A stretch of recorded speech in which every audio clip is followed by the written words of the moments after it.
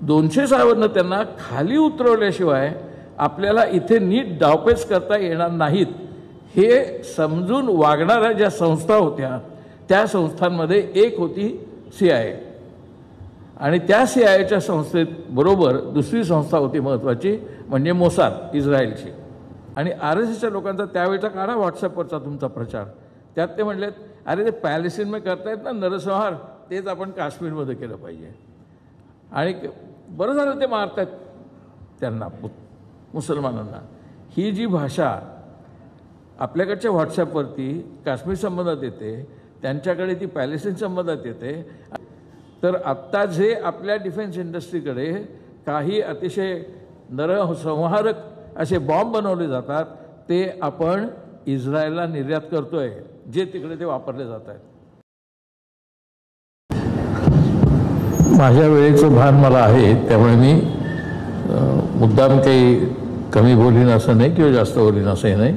माझ्या वेळेचं आणि परिस्थितीचं भान ठेवून मी बोलीन. मी फक्त त्यांनी जो भाग घेतला आहे तो पुन्हा मी कोणत्याही प्रकारे रिपीट करणार नाही. त्याची बाकी उरलेले जे फॅक्टर्स आहेत ते फॅक्टर्स मी नजरेस आणून देणार आहे, त्याच्यातनं कन्क्लुजन तुम्ही काढायचे.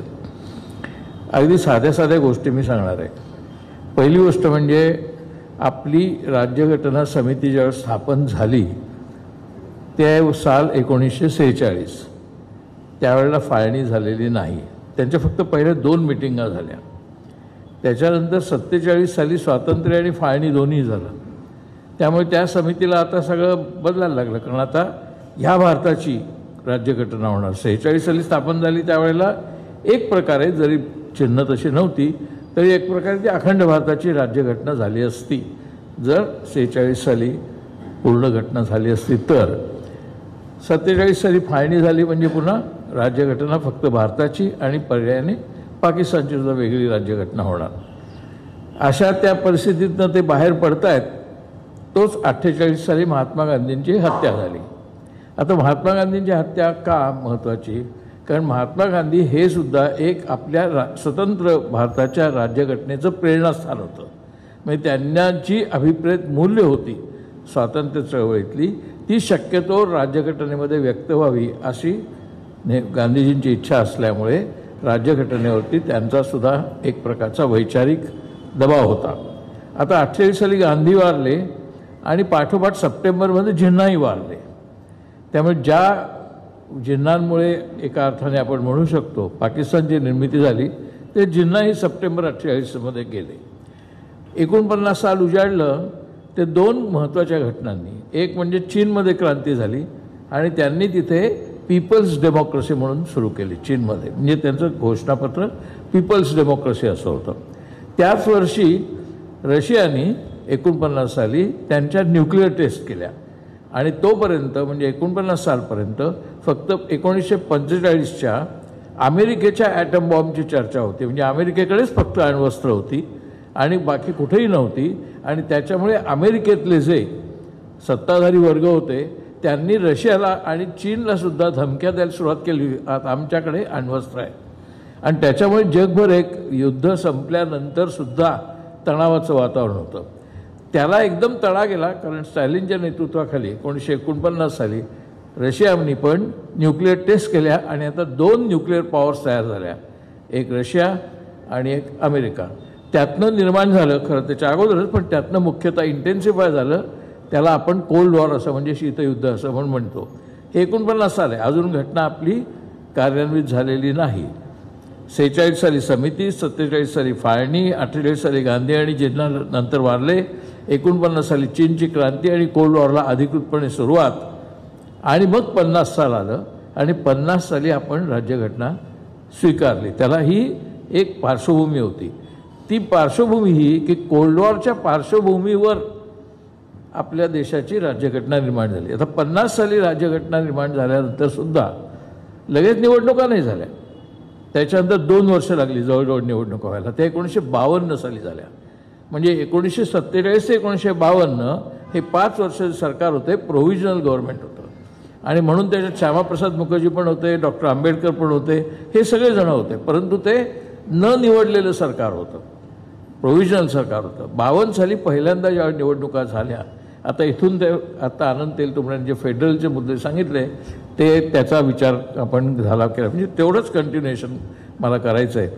तर 52 साली जेव्हा निवडणुका झाल्या त्यावेळच्या जगातल्या अमेरिका, युरोप सगळीकडच्या वर्तमानपत्रांनी असं म्हटलं की कसला तर भारताचं काय स्वातंत्र्य काय खरं नाही हो, स्वातंत्र्य पूर्ण कार्यान्वित व्हायच्या आतच फाळणी झालेली आहे.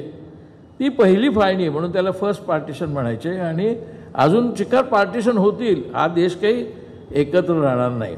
म्हणून बाल्कनायझेशन ऑफ इंडिया हा शब्दप्रयोग युरोपातल्या सगळ्या कॉमेंटेटर्सनी, सगळ्या वर्तमानपत्रांनी, अमेरिकेतल्या बड्या बड्या विचारवंतांनी वापरला. बाल्कनायझेशन म्हणजे युगोस्लावियाचे जे देश आहेत, युगोस्लावियामध्ये जे 7-8 बोस्निया, सर्बिया, मॉन्टेनिग्रो हे जे आहेत हे सगळी बाल्कन स्टेट्स होती. ती 1920 नंतर युगोस्लाविया म्हणून एकत्र झाली आणि टिटोनी त्यांना सामर्थ्य दिलं आणि युगोस्लाविया नावाचा देश उभा राहिला. त्याला स्टेटस मिळालं, त्याला पॉवर मिळाली, त्याला युनायटेड नेशन्समध्ये स्थान मिळालं आणि टिटो काय म्हणतात त्याला महत्त्व प्राप्त झालं. आणि म्हणून नॉन अलाइनमेंट मुवमेंटची स्थापना ही टिटो, नासर आणि नेहरू यांनी केली. पार्श्वभूमी काय होती की बाल्कनायझेशन असलेली बाल्कनाइज स्टेट जी होती त्यातनं युगोस्लाविया निर्माण झाला. बरोबर त्याच्या उलटं भारताचं होईल, भारत बाल्कनाइज होईल, म्हणजे भारतातनं अनेक राज्य निर्माण होतील. पहिलं तर झालंच आहे पाकिस्तान, त्याच्यामुळे इतरही होतील अशी ही भाकितं तिकडे करण्यात आली. ही पार्श्वभूमी पंडित नेहरूंना फेस करत होती. त्यामुळे पंडित नेहरू की आता आनंदनी सांगितल्या त्याप्रमाणे अनेक लोकांच्यावरती प्रेशर असं होतं की आपल्याला जर बाल्कनाइज होऊन द्यायचा नसेल देश तर आपल्याला सेंटर स्ट्रॉंग पाहिजे. आणि मग त्यातनं सेंटर स्ट्रॉंग असण्याची संकल्पना अधिक जोरात वापरली गेली, पुढे आली.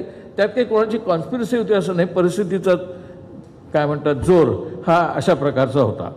दुसरा भाग त्याच्यामध्ये असा होता ह्या बाल्कनायझेशनच्या संबंधातला की आपलं बाल्कनायझेशन व्हावं अशी इच्छा कोणाची होती तर एक प्रकारे ब्रिटिशांची सुद्धा होती. आपल्याला कोणाला लक्षात येत नाही कारण त्याची चर्चा फारशी होत नाही, परंतु ज्या वेळेला स्वातंत्र्य द्यायचा म्हणूया आपण, कधी द्यायचा नाही पण स्वातंत्र्य अंमलात आणण्याचा प्रसंग आला त्यावेळेला 1945च्या युद्धानंतर ते 47पर्यंत ब्रिटनमध्ये एक मोठा प्रवाह होता आणि ते वर्तमानपत्रात लिहित असत की आपण काही भारत जिंकलेला नाही आहे. इंग्रज काही इकडे सैन्य घेऊन आले आणि त्यांनी भारत जिंकला आणि राणीचं राज्य प्रस्थापित केलं असं झालेलं नाही आहे. इथे 565पेक्षा जास्त संस्थानं होती, 565चा आकडा मानतात सर्वसाधारणपणे. तर आपण असं करूया, आपल्या लोकांनी काय केलं आहे, आपण ते अमुक एक संस्थान बरखास्त केलं, तमुक एक संस्थान बरखास्त केलं, झाशीचं बरखास्त केलं, ते झाशी राणीला काढून टाकलं, इकडे पेशवाईच्यावरचा झेंडा उतरवला, हे सगळं आपण केलं आहे. आपण त्या राज्यांना परत सुपूर्द करूया. म्हणजे मग भारताचा कुठे प्रश्न आला, भारत आहे कुठे, ही संस्थानं होती 565, त्यांच्याकडनं ती सत्ता आपल्याकडे आली आहे आणि 1874मध्ये आपण ते भारत म्हणून त्याला घोषित, म्हणून त्याला ब्रिटिश इंडिया असंच म्हणतो आपण. तो जो होता तो ब्रिटिश इंडिया होता. तर ब्रिटिश इंडिया जो आहे तो आपण 1874 साली अधिकृतपणे व्हिक्टोरिया राणींनी प्रस्थापित केला ईस्ट इंडिया कंपनीकडनं हातात आल्यानंतर.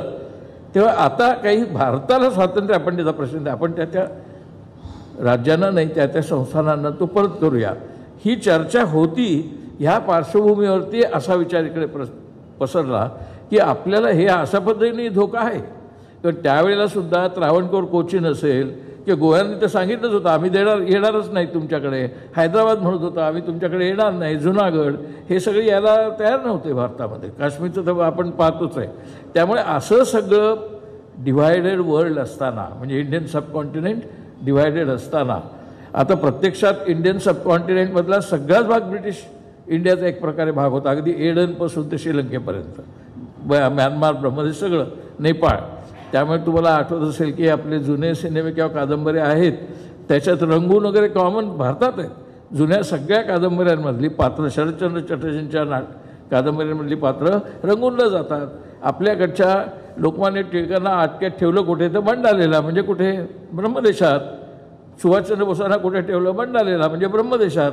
तो ब्रह्मदेश सगळं एकच ब्रिटिश इंडिया होता. आणि ही चर्चा सुरू झाली की इंडिया नव्हताच, हे सगळा होता हा ब्रिटिश इंडिया होता.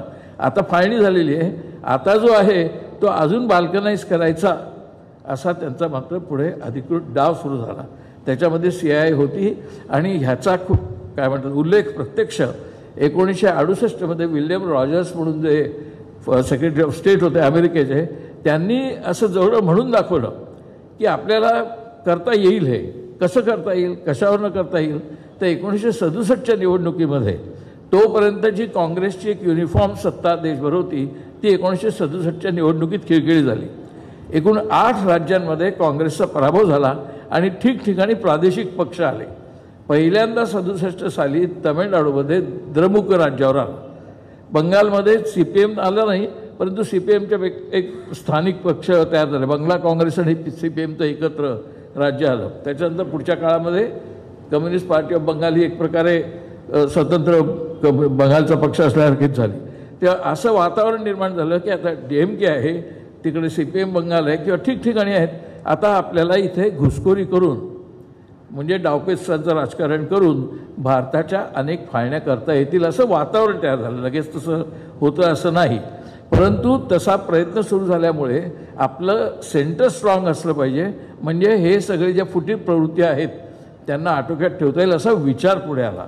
त्या विचारातनं आपलं सेंटर अधिकाधिक स्ट्रॉंग होत गेलं आणि त्या पार्श्वभूमीवरती 1969च्या सुमाराला इंदिरा गांधींनी त्यांनी जर PMOचा उल्लेख केला, ते PMO स्ट्रॉंग करायला सुरुवात केली PN अक्षरच्या सल्ल्यावरनं. आणि मग तो एक independent strong PMO and strong centre ह्याची एक प्रक्रिया आपल्याला सुरू झालेली दिसते. परंतु म्हणजे तो डाव संपला असं नाही CIAचा. आता तर तो डाव अधिक वेगळ्या पद्धतीने सुरू झाला आहे. आता ज्या 2014चा त्यांनी रेफरन्स केला, त्या 2014बद्दल साधी आकडेवारी मी तुम्हाला सांगतो, एकदम साधी, जी तुम्हाला सहज लक्षात येईल. 2009मध्ये काँग्रेसला जागा, मी काँग्रेसचा उल्लेख करतोय काँग्रेसच्या व्यासपीठावर आहे म्हणून नाही, पण आपल्याला आकडेवारी लक्षात राहते. मुख्य पक्ष काँग्रेस आहे BJPच्या विरोधात म्हणून 206 जागा होत्या. 2009मध्ये काँग्रेसला 206 जागा होत्या. 5 वर्ष अगोदर म्हणजे 2004मध्ये काँग्रेसला किती जागा होत्या? 145. म्हणजे 2004च्या 145चा 5 वर्षात आकडा 206 पर्यंत गेला.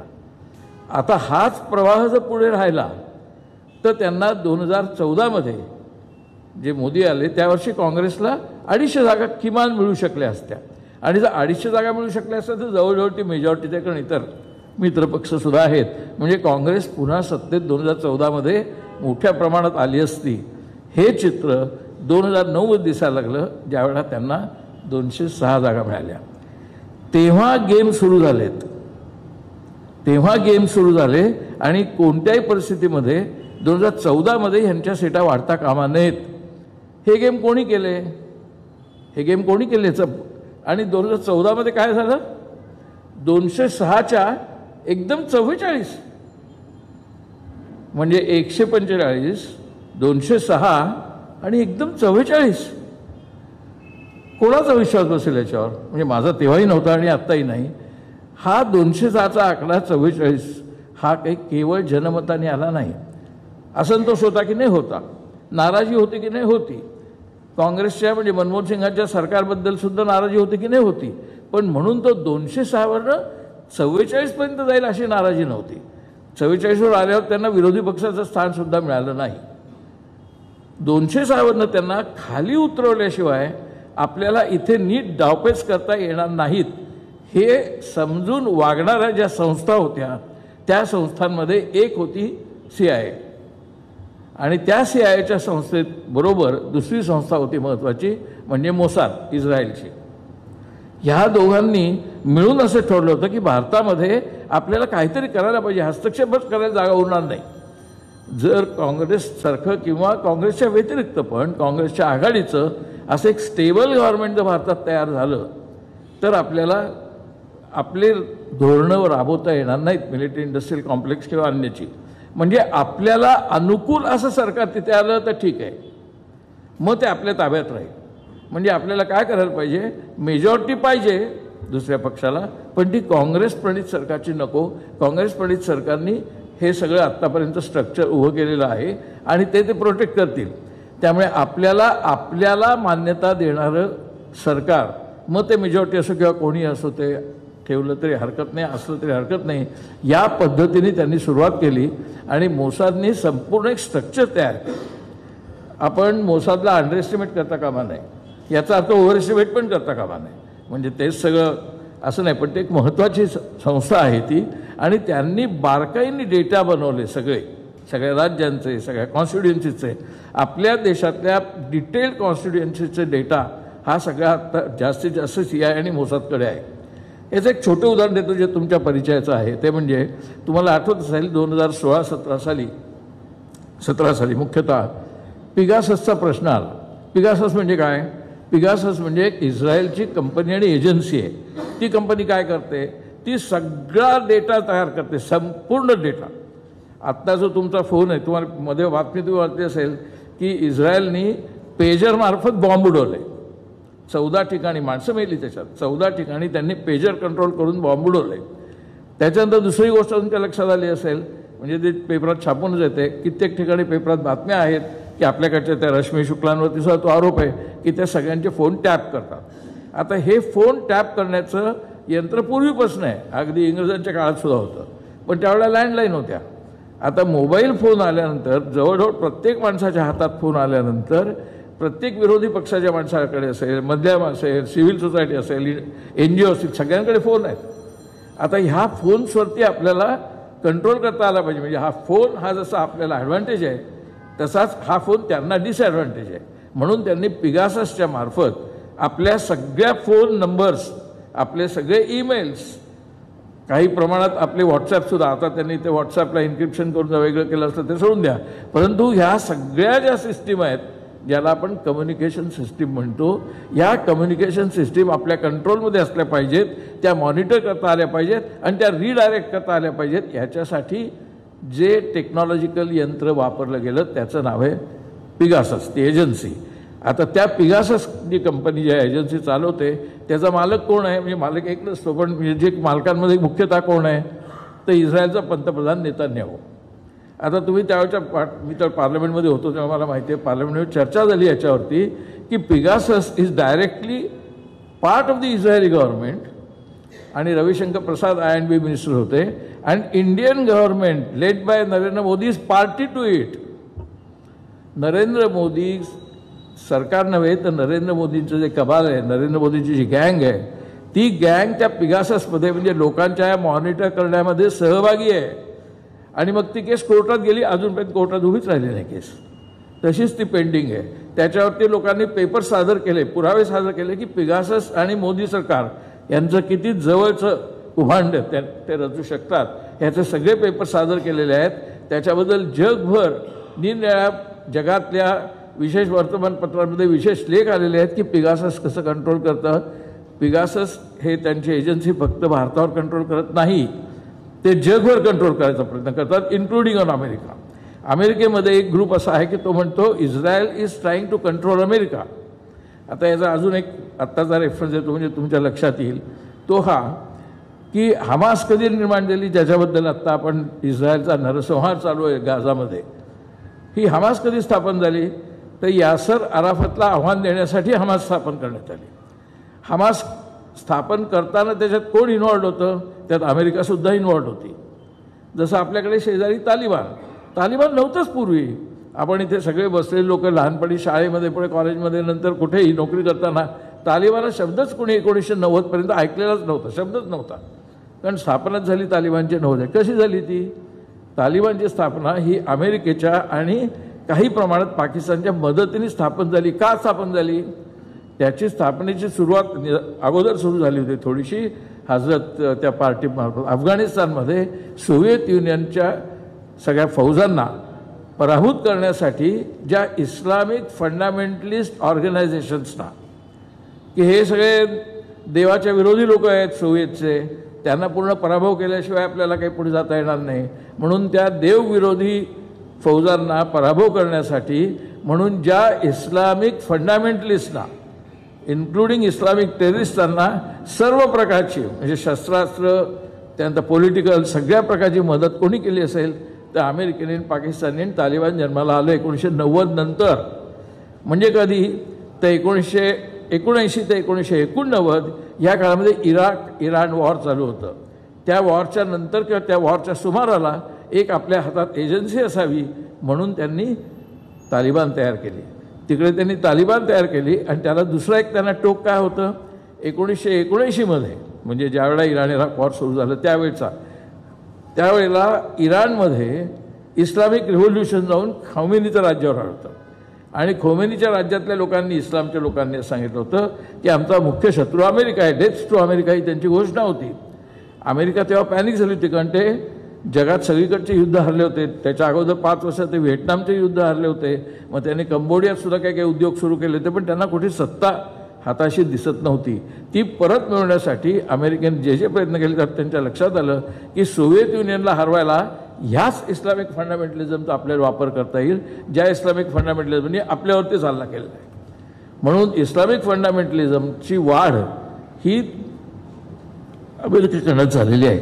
आता साधा एक प्रश्न तुमच्या स्मरणात असेल तोच सांगतोय मी, की तुम्हाला आठवते जवळजवळ दररोज मी वर्तमानपत्रातच नोकरी होतो, मला माहिती आहे, ॲव्हरेज दररोज बातमी यायची की पाकिस्तानमधनं किंवा अन्यत्र कुठून तरी कोणत्या तरी अमेरिकेतल्या पत्रकाराला, कोणीतरी माउंटनिअरिंग करणाऱ्या माणसाला, कोणत्या तरी लेखकाला इस्लामिक फंडामेंटलिस्ट आणि इस्लामिक मिलिटंट्सकडनं किडनॅप केला आहे. मग त्या किडनॅप केल्याच्या बातम्या यायच्या, मग त्याला एक्झिक्यूट केल्याच्या बातम्या यायच्या, मग त्या कधी कधी त्याच्यावर महिन्यात 2 महिन्यांदा फोटो यायचे की तो असा बसलेला आहे तिथे लेखक किंवा तो पत्रकार, आणि ते कुऱ्हाड वगैरे घेऊन किंवा असं घेऊन मारायला येत आहेत त्याला, बुरखे घातलेले असे इस्लामिक लोक. कुठे गेले त्या बातम्या? तो थांबला सगळा प्रकार. तो त्या काळात तसा प्रकार वाढवणं त्यांचे नाहीतर त्यांनी सांगावं, एक्सप्रेशन द्यावं की ते थांबलंय का आता कोणी पत्रकार, कोणी लेखक, कोणी कवी त्यांना पकडून त्याला कुऱ्हाड दाखवता येत नाही. सगळं बंद झालं. ते केव्हा चालू ठेवलं त्यांनी? थ्रूआउट त्यांना 1991ला सोव्हिएत युनियनचं डिसइंटिग्रेशन झाल्यानंतर त्यांना कळत नव्हतं आता करायचं काय. मिलिटरी इंडस्ट्रियल कॉम्प्लेक्स एवढा प्रचंड अमेरिकेने बांधलेला आहे. अमेरिकेची इकॉनॉमी जवळजवळ 35% त्या मिलिटरी इंडस्ट्रियल कॉम्प्लेक्सवरती अवलंबून आहे. आणि त्याला मदत कोणाची आहे? तर इस्रायलची आहे. इस्रायल आणि अमेरिका मिळून ते मिलिटरी इंडस्ट्रियल कॉम्प्लेक्स आणि तो बिझनेस संबंध जगाला शस्त्रास्त्र पुरवण्याचा चालवतात. फ्रान्स या इंग्लंडही पण हे मेजर शेअर्स आहेत. आता हे सगळे जे मिलिटरी इंडस्ट्रियल कॉम्प्लेक्सेस आहेत यानं सोव्हिएत युनियन संपला, कोल्ड वॉर संपलं. आता कोणाच्या विरुद्ध शस्त्रास्त्र निर्माण करायची? कारण सोव्हिएत युनियनच गेला. आपण त्याच्या विरुद्ध एवढं केलं, अण्वस्त्रसुद्धा वाढवली, ballistic missile, anti ballistic missile सगळं करून झालं. आता काय करायचं? म्हणून बरोबर तुम्ही लक्षात घ्या, 91 साली सोव्हिएत युनियन संपलं आणि 93मध्ये सॅम्युअल हंटिंग्टननी एक प्रबंध लिहिला, क्रॅश ऑफ सिव्हिलायझेशन्स नावाचा. आणि त्यात त्यांनी असं म्हटलं की आता ह्याच्या पुढचं जगातली जी युद्ध आहेत ती इस्लाम विरुद्ध इतर अशी असतील. एका बाजूला इस्लामिक आणि दुसऱ्या बाजूला ख्रिश्चन, हिंदूज आणि इतर ज्यूज, हे लोक सगळे आता इस्लाम हा शत्रू. सोव्हिएत युनियन एक शत्रू होता, डिफीट कम्युनिझम हा एक होता, आता डिफीट इस्लाम. त्यामुळे तुमच्या लक्षात आलं असेल साधारणपणे 1990 ते जवळजवळ 95-96 पर्यंत आपल्याला इस्लामिक फंडामेंटलिझमचं काय फारसं ऐकू यायचं नाही. भारतात काय ऐकू यायचं? शीख फंडामेंटलिझम. भारतात चर्चा होती शिखांच्या फंडामेंटलिझमची, ती 84 सालपासून होती. पण कोणीही असा प्रचंड इस्लामिक टेररिझमचा मुद्दा आपल्याकडे तसा काढलेला नव्हता. तो कधी सुरू झाला? पहिल्यांदा त्याच वेळी सुरू झाला, म्हणजे 93 साली सुरू झाला, जेव्हा त्यावेळच्या वॉल स्ट्रीटवरती इस्लामिक टेररिस्टांनी हल्ला केला. तो नंतरचा नव्हे, 2001चा नव्हे. तेव्हापासून त्यांनी ते इस्लामिक फंडामेंटलिझम हाच कसा जगाला धोका आहे हे सांगायला सुरुवात केली. आपल्या देशामध्ये हा जो अँटी इस्लामिझम सुरू झाला तो बरोबर त्याच वेळेला झाला आहे. हे योगायोग नसतात. आंतरराष्ट्रीय राजकारणात हे खून होतात किंवा हे योगायोग नसतात. ज्या वर्षी वॉल स्ट्रीटला तिथला बॉम्ब अटॅक झाला त्याच वर्षी आपल्या मुंबईचा 12 मार्चचा बॉम्ब हल्ला झाला आहे, जो प्रसिद्ध आहे 93 साली. आता तो हळूहळू म्हणजे हा सगळा इस्लामचा धोका आहे, इस्लामचा धोका आहे, इस्लामचा धोका आहे असं सगळं पसरवण्यामध्ये या इंटरनॅशनल एजन्सीचा भाग आहे. आणि आपण भारतातले लोक असल्या सगळ्या गोष्टींकडे कुठे फॉरेन हँड वगैरेची टिंगल करायची सवय आपल्याला. त्यामुळे आपण ह्याच्याकडे तेवढं गांभीर्याने पाहिलं नाही आणि आपणही हळूहळू त्या अँटी इस्लाम पॉलिटिकल सेंटिमेंटला पूर्ण बळी पडलो. आणि आत्ता जो संपूर्ण जगभर इस्लामोफोबिया आहे किंवा आपल्याकडे सुद्धा मुसलमान म्हटलं की तो जणू काही, आणि हे काही फक्त भाजपमध्ये असं नाही, काँग्रेसमधल्या सुद्धा अनेक लोकांना मनातनं अँटी इस्लामच भूमिका असते त्यांची काँग्रेसमध्ये सुद्धा. सगळ्याच लोकांमध्ये असते ती काँग्रेसमध्ये सुद्धा असते आणि ती अँटी इस्लाम भूमिका त्यांना बरोबर फायद्यात पडते. म्हणजे त्या तशा पद्धतीनेच त्यांनी ती वाढवलेली आहे.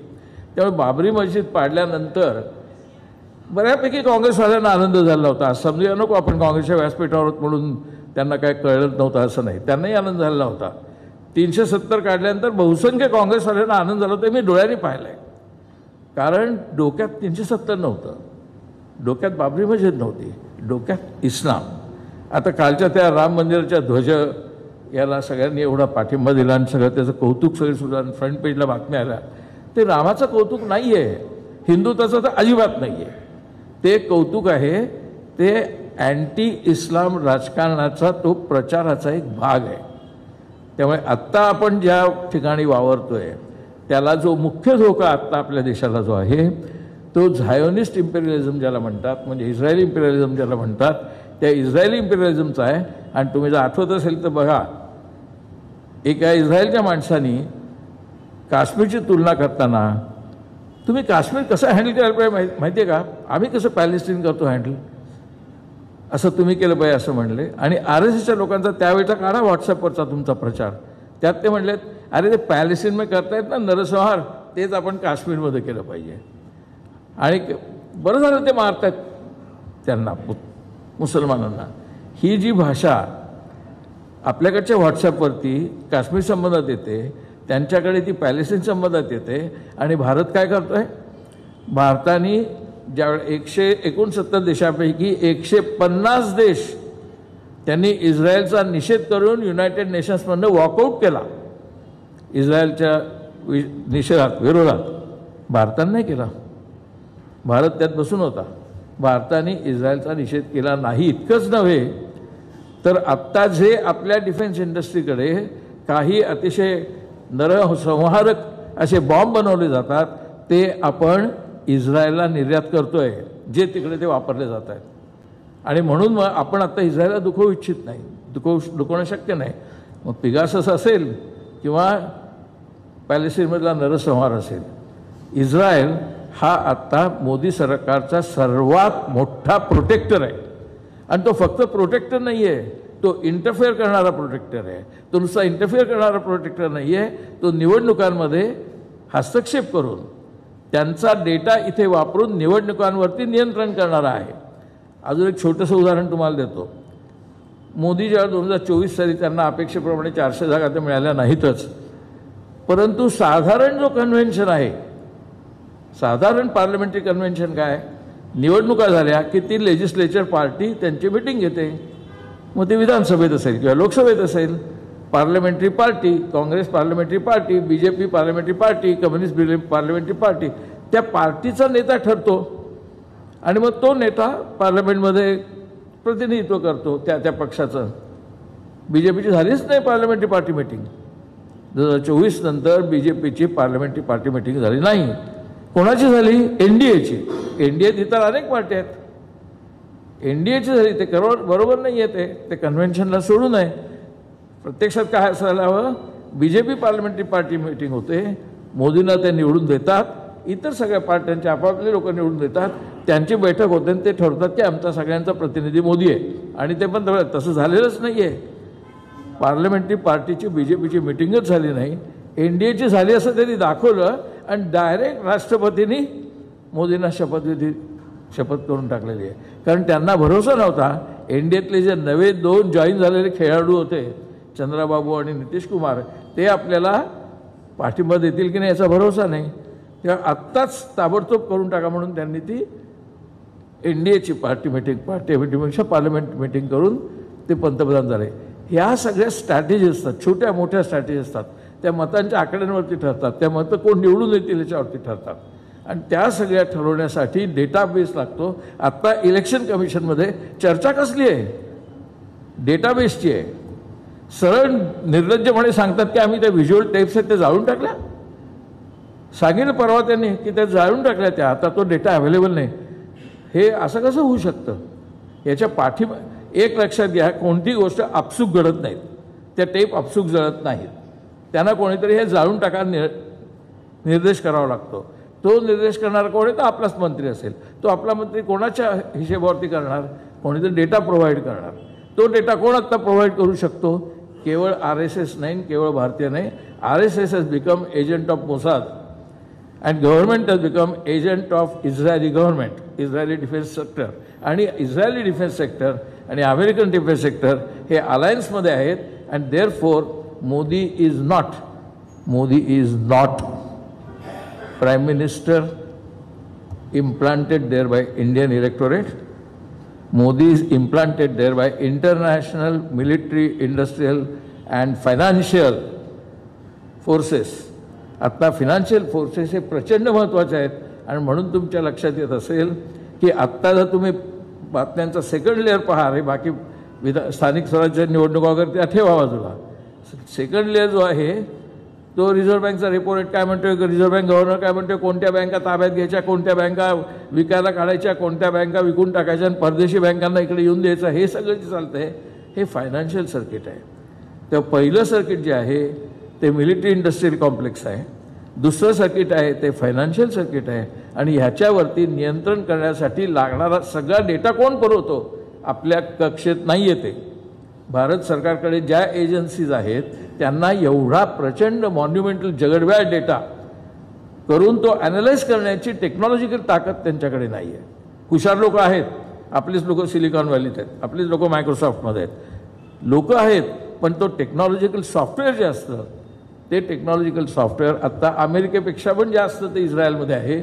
आणि त्यामुळे Israel is trying to run not just our government, Israel is trying to run our whole society.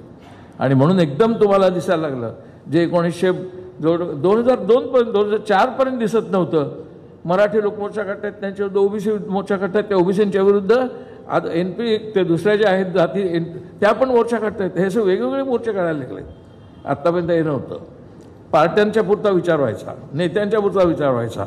आता हे सगळे जे डिव्हिजन असलेल्या समाजातल्या संस्था आहेत त्या एकदम उफाळून सगळीकडे येत आहेत. यातली कोणतीही गोष्ट आपसूक घडत नाही. यातला कोणताही नेता कोणत्याही पक्षाचा हा स्वतःच्या प्रेरणेने बोलत नाही. आत्ता कोणतरी बोलविते धनी वेगळे आहेत, ते आंतरराष्ट्रीय आहेत. And therefore Modi is not India's nominated or elected prime minister. Modi is implanted there by international agencies. त्यामुळे our fight has become more difficult. Indira Gandhi जेव्हा फॉरेन हँड म्हणायची टिंगल व्हायची, तो प्रकार वेगळा होता, तो काळ वेगळा होता. त्यामुळे आत्ता त्या काळाची तुलना करायची गरज नाही. पण ह्या घडीला मात्र Modi does not represent you and me. He represents American and Israeli western interest. Thank you.